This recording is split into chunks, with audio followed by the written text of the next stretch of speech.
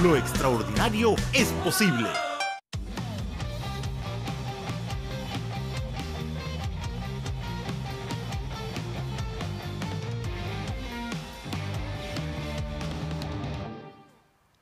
Tal como habíamos dicho, recibimos en Nada está dicho al director de teatro Roberto Ángeles, del cual se puede ver en el Teatro Lucía en Miraflores, una pieza conmovedora que tiene que ver con una preocupación que existe en todas las sociedades del mundo, y la prueba es que la pieza escrita por un catalán ha sido puesta en escena en numerosos teatros de Europa y también de América Latina, y en el Perú, en el Teatro Lucía, gracias a Roberto Ángeles. Muy buenas noches, Roberto Ángeles. ¿Cómo estás, Fernando? Muchas gracias por la invitación, qué gusto de verte. Bueno, yo debo en realidad confesar que durante estas noches frías de otoño me he consolado en dos oportunidades con dos obras diferentes de usted, y me he quedado muy impresionado del contraste, siendo ambas de gran calidad, totalmente diferentes, ¿no? Una de una coreografía esplendorosa y permanente, sobre Roberto Zucco, en el Centro Cultural Ricardo Palma de Miraflores, que lamentablemente terminó ya la sesión, pero la otra que sigue vigente, de una discreción y un diálogo entre cuatro personajes en las que uno se reconoce de lo que pasa todos los días, que es el miedo a que un hijo propio o un joven vinculado a uno caiga en las manos de un pedófilo. La pieza nos hace hacer un viaje hacia la angustia primero y luego hacia la duda. Explíquenos cómo vino la idea de poner en escena en nuestra Lima pacata una pieza que es tan conmovedora. Bueno, esta obra ya tiene más o menos unos 11 años escrita por este joven catalán, Josep María Miró. Y efectivamente, como lo has mencionado tú, está siendo puesta en diferentes ciudades de Europa. En este momento está en Madrid, también ha estado en Buenos Aires, etc. Entonces, como todo director profesional, tengo que estar actualizándome un poquito, y encontré esta obra y me conmovió de ella dos aspectos.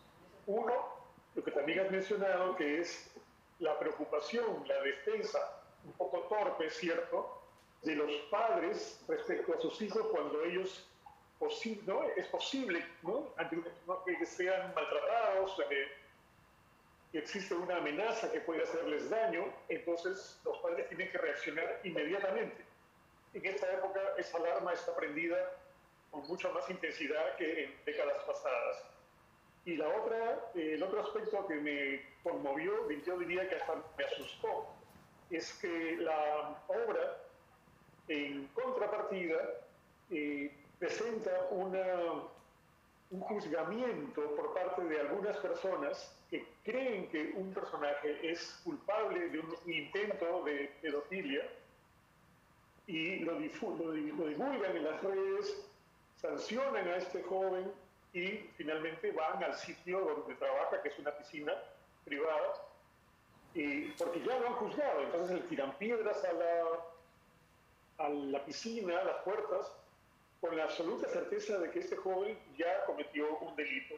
Y ni siquiera se le ha preguntado a la supuesta víctima ni a los padres de la víctima, no le ha preguntado nada a nadie, y con mucha prontitud y con mucha facilidad ha sido juzgado, sentenciado y castigado, porque ya están los padres ahí tirándole piedras al supuesto delincuente, ¿no?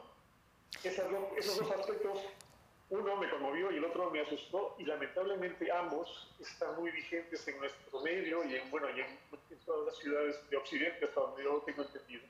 Ahora bien, usted es muy consciente de la realidad nueva que ha sido generada por la pandemia y ha llamado la atención sobre la existencia de huérfanos, incluso lo que usted llama huérfanos absolutos, es decir, que han perdido padre y madre, y sostiene también que se ha acentuado una forma de desintegración de la familia. Y por momentos es duro en su crítica de sostener que nuestro país parece vivir bajo el estigma de Caín, y que a juzgar por lo que usted hace, y es el contexto en el cual ha escogido esta pieza y la pone en escena, salimos de la pandemia peor de lo que entramos a ella.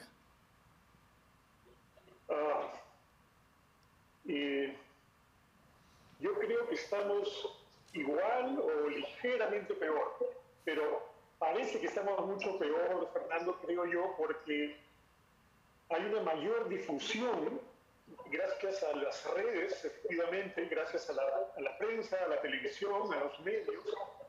Hay una difusión mucho más eficiente, si se puede decir así, de los delitos que se cometen en nuestro país. Y uno de ellos, lamentablemente, es el abuso, el maltrato a los niños, a las mujeres, a las personas de menos recursos, a las poblaciones vulnerables. Y yo creo que esto viene sucediendo desde hace muchísimo tiempo, pero recién en los últimos años es que se ha tornado una epidemia o una pandemia, no sé cómo decir esto, más visible. Nos llama la atención, entonces lógicamente hay una mayor reacción por parte de las personas a las quienes corresponden en el Estado, y también tiene una repercusión en la prensa, por supuesto, y nosotros en nuestro medio teatral hacemos también lo que nos corresponde. En cuanto a la familia, sí, yo creo que está pasando por una,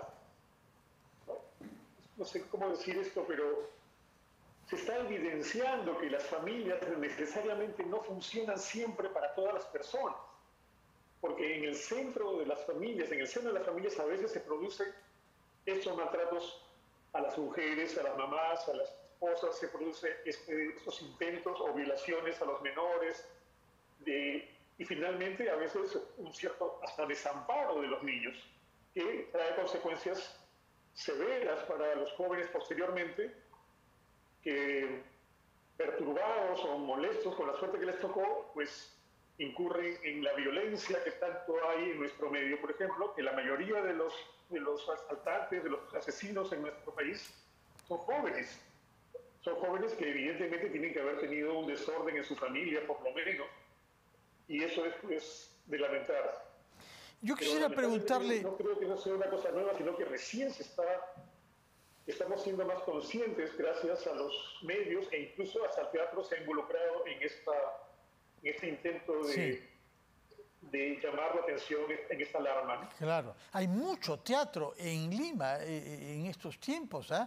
Y muchos teatros privados que yo no sé cómo han logrado mantenerse vivos a pesar de los 2 años de restricciones de la pandemia. Pero quería preguntarle algo del oficio suyo, puesto que usted tiene un reputado taller de formación actoral y entonces tiene mucha familiaridad para observar los talentos con los que los jóvenes llegan, los que se quieren dedicar profesionalmente al teatro, etc.